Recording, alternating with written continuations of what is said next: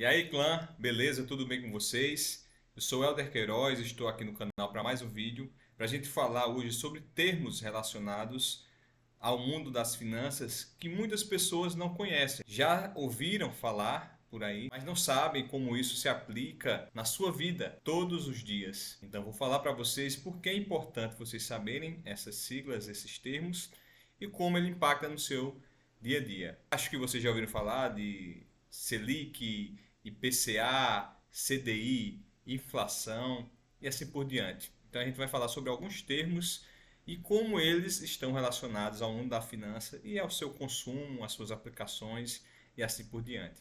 Então fica comigo, fica até o final do vídeo e adquire mais um pouquinho de conhecimento sobre esse assunto. Simbora, clã!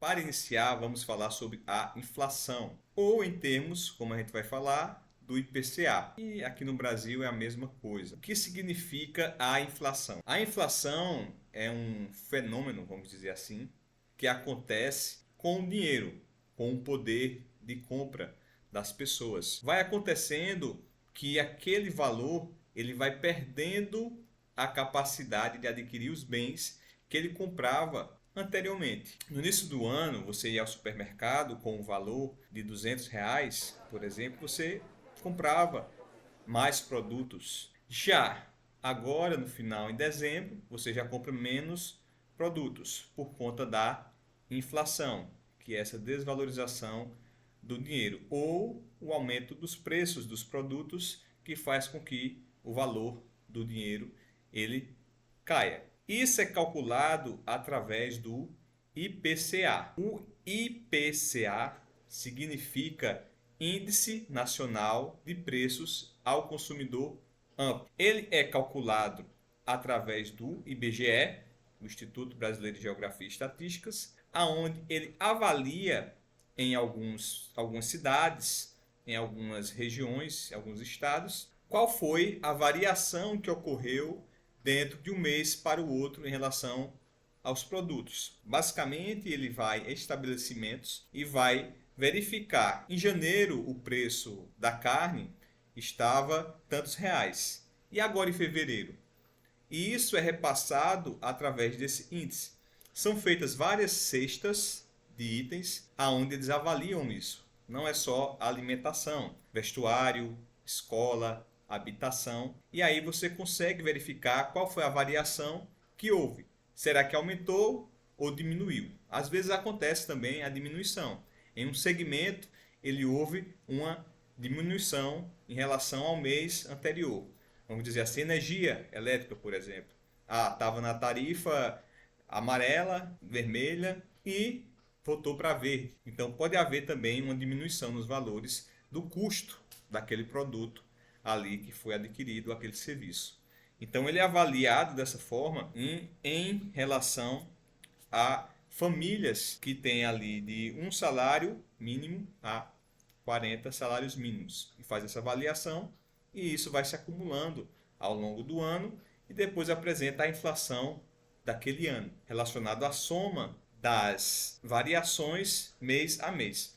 Eu vou mostrar para vocês aqui dentro do site do IBGE como isso funciona e também uma explicação melhor. Dentro do site do IBGE, você colocar na consulta no Google ou em qualquer outro buscador, você consegue verificar isso. Aqui tem o IPCA. O IPCA, como eu havia falado para vocês, o nome dele aqui, e aqui mostra a variação do segmento. Aqui o geral, que é feito um cálculo, ele pega cada cesta dessa e faz um cálculo para chegar no valor geral. E aqui você vê as cestas que eles utilizam, ou seja, quais são aquilo que é calculado, verificado. Alimentação e bebidas, aqui mostra o índice, a variação, aqui é em porcentagem, 0,27, a variação que houve ali de novembro para dezembro. Então aqui mostra o de dezembro. Habitação, houve uma diminuição, aluguel e outros produtos ou serviços destinados à habitação. Artigos de residência, houve um aumento. Vestuário, aumento. Transporte também. Saúde e cuidados pessoais. Despesas pessoais, educação e comunicação. Você vê aí que houve um aumento. Então tem essas cestas e eles vão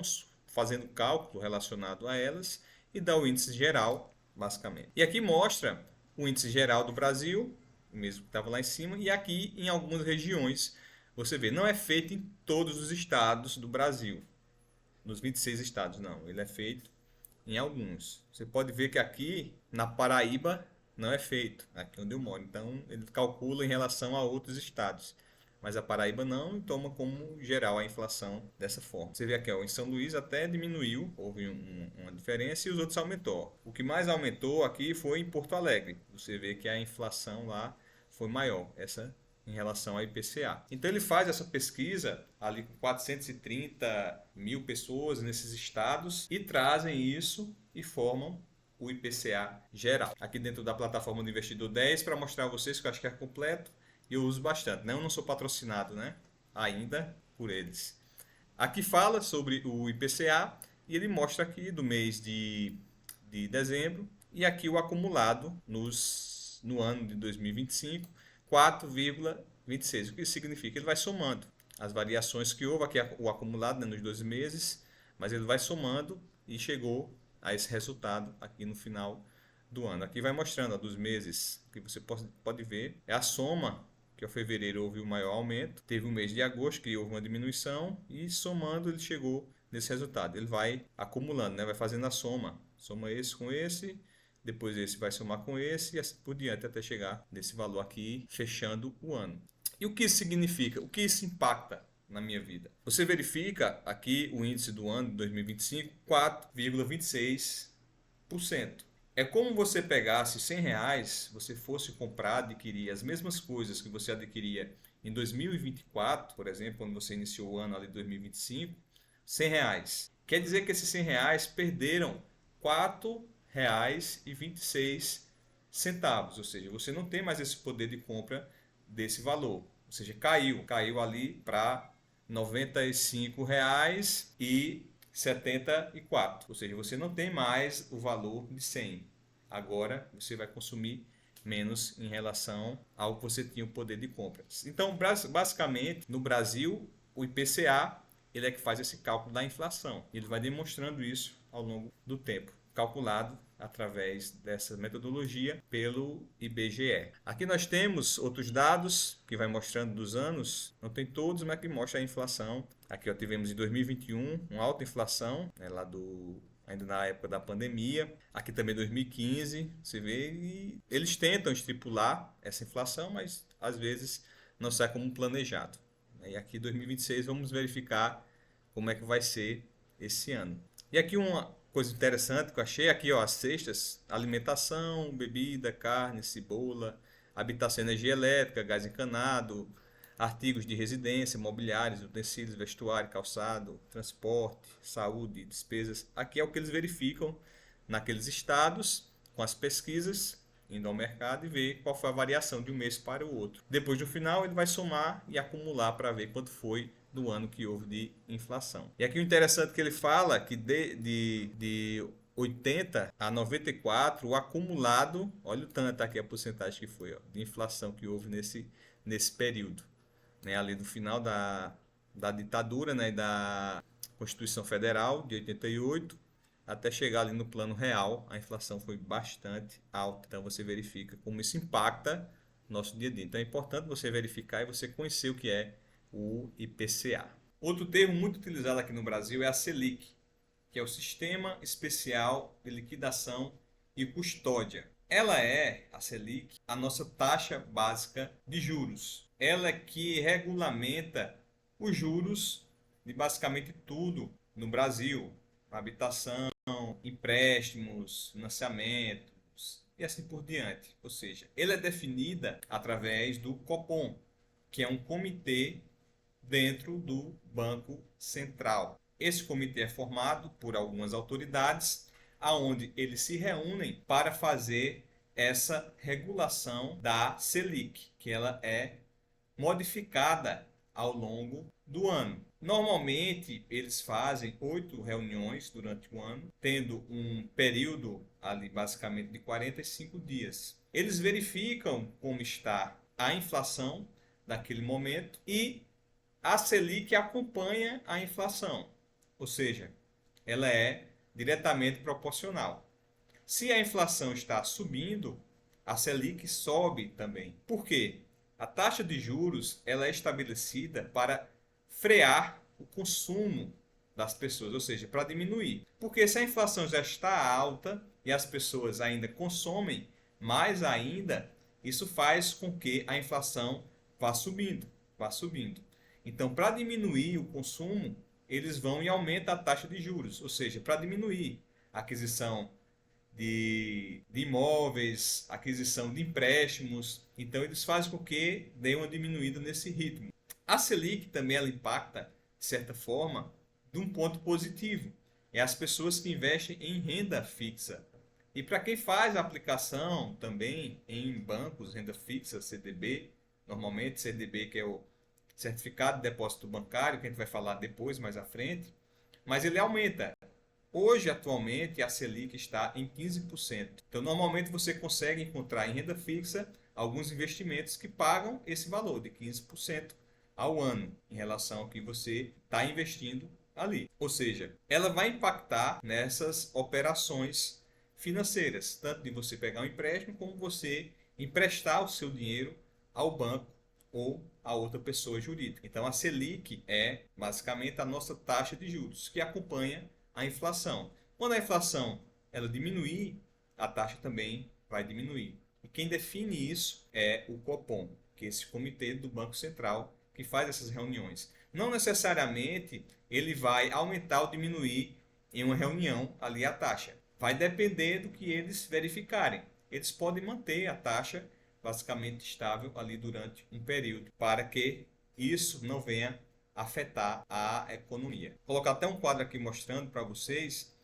o histórico da Selic, como foi que ela aumentou, esse print, aí vocês vão verificar aqui ao lado essa mudança que tivemos durante o tempo das reuniões do Copom. Atrelado à Selic, que é a nossa taxa básica de juros do país, nós temos o CDI, que significa Certificado de Depósito Interbancário. O que isso é na sua realidade? Nós temos a taxa de juros, que é a Selic, que ela regula o sistema como um todo. Já o CDI é aquela taxa que é implementada entre os bancos, como tem no nome interbancário. Os bancos emprestam dinheiro entre si, então eles cobram uma taxa também de banco para banco.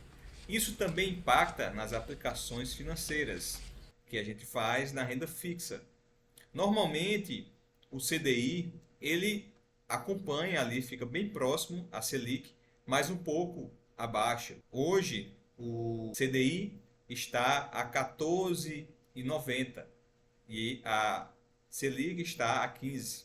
Hoje, em 31 de janeiro de 2026. Então, essa taxa do CDI acompanha a Selic. Quando você vai aplicar o seu dinheiro na renda fixa, que está lá 100% do CDI, o que significa? Significa que está pagando 14,90% ao ano. Então, você vai ter 100%, que é igual a ele mesmo. Quando já tem 120%, significa que vai ser ele mesmo, mais 20% desse valor, desse percentual, de 14,90%.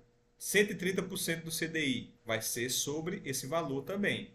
Vai ser ele mais 30%. Então, ele é muito utilizado nessas operações bancárias também. Então, normalmente na renda fixa, a gente consegue identificar esses termos que são associados a essa implementação. IPCA mais 7, nós temos Selic, Tesouro Selic, investimento do governo, quando você empresta para o governo o seu dinheiro, e o CDI, que você empresta para o banco o seu dinheiro também.